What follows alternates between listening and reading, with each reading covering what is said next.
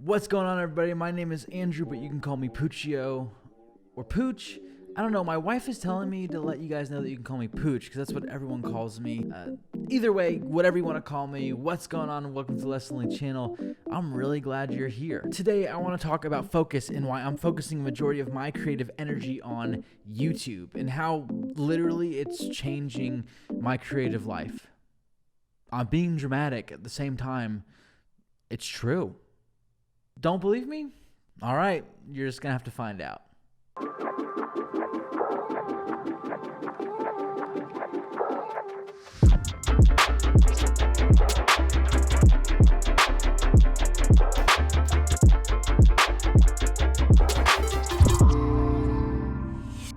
Another week, another video. It feels so good. This is video number 31, and gotta say thanks for coming along for the ride so far. I see all you new subscribers out there. It's great. I'm so glad you're along for the journey.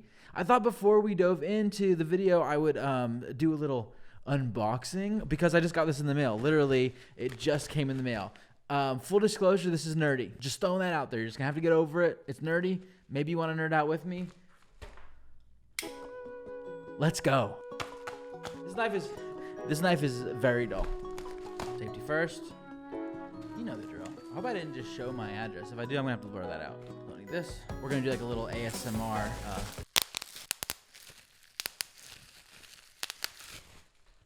Did that do anything for you? It never does anything for me. I really don't get it. All right, here's what we got. First and foremost, this is a little marble puzzle, brain teaser puzzle from Art of Play. Very cool. And then the second thing I got is this beautiful deck of cards, also from Art of Play. If you guys don't know, YouTubers like Chris Ramsey really hype this up. Whoops. So if you're a Peter McKinnon fan or a Chris Ramsey fan, you know what this is all about. Me and my wife got into it during early lockdown days. So thanks for sticking around for that impromptu unboxing. I'm gonna solve this puzzle tonight. I'm gonna try to at least. What was I talking about again?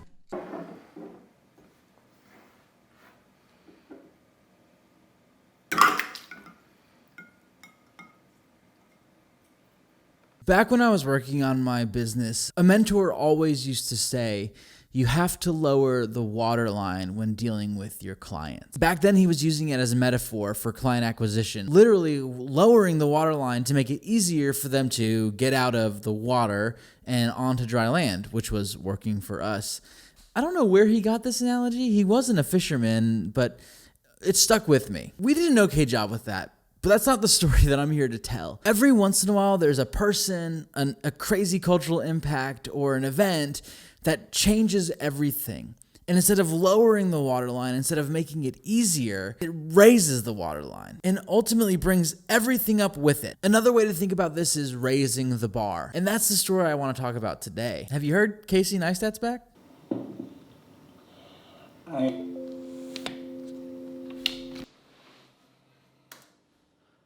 What gives him the right to be back? This is great news, but he just raised the waterline. Here's the truth. I'm not upset. This is really great news. Just let me explain the history I have watching Casey Neistat on YouTube. It's not unique. I'm sure a lot of us share the same experience. When I started seeing those daily notifications pop up, I about lost it. I was so excited. I got into the YouTube game like way late, but when I discovered Casey, it was... what do you do with that? The guy is making movies every day. He's telling stories. He's using him and his family as the main protagonists. The antagonists seem to be like taxi drivers in New York City or people who would steal his boosted board, like TSA agents in the airport. Listen, I followed his story for a long time, and whether you like him or not, it's undeniable. He has literally shaped and changed the way a majority of us watch content on YouTube and even create content. Hear me quick when I say this. This is by no means an exaggeration. He is the reason why I started YouTube in the first place. And now that he's back, he's the reason why I'm doubling down and focusing a majority of my creative efforts on YouTube. So why make a big deal about him being back? So he's back. So what? What does it even matter? Well, let me tell you how I feel as a small creator trying to make it out here. When someone as big and as impactful as Casey Neistat pops back into the mix, it's like that ice cube being dropped in the cup. It overflows the edge.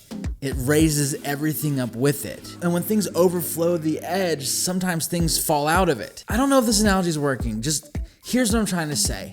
Now that he's back, we've all got to keep stepping up our game. His absence has been felt, and because of it, he's made a lot of space for creatives to kind of get in there and flex their muscles. But when someone who's so good at making a mundane task look so amazing, yeah, I'm feeling a little fear. I'm feeling a little fear right now. Don't get me wrong, it's a good fear. It's like I gotta stay on my toes, because now all that free space is being taken up again. That video had like 1.2 million views. It's been up for less than a week. I can't even imagine that number. That's insane. As I was feeling these feelings and I was faced with these emotions, I thought, you know what? I should just get this out on YouTube just to share my experience being a small creator. And I think this applies for like all of us. A musician, a painter, a writer. Anytime someone great comes back into our field and really shows us up and shows us all how to do it well and why they were the best, we feel fear. We also feel inspired and encouraged.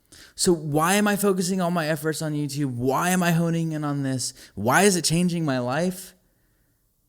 It's the discipline of it all. And it's the hope and the joy that comes out of that discipline. Putting in the work day in and day out, week in and week out, trying to do better and better, trying to engage with you guys, trying to give you something to enjoy, trying to share honestly and openly about the creative experience and expression as a whole. No one asked me to do it.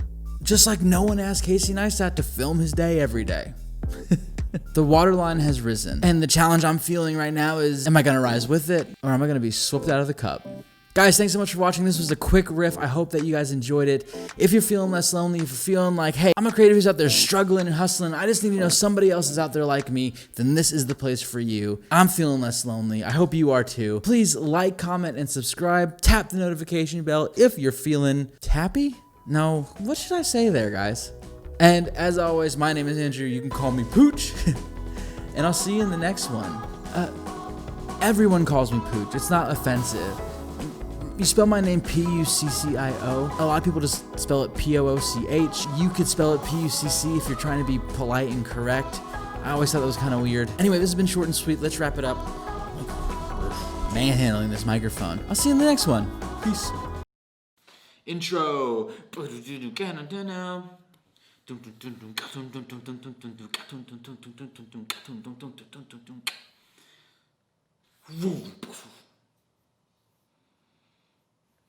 Ah,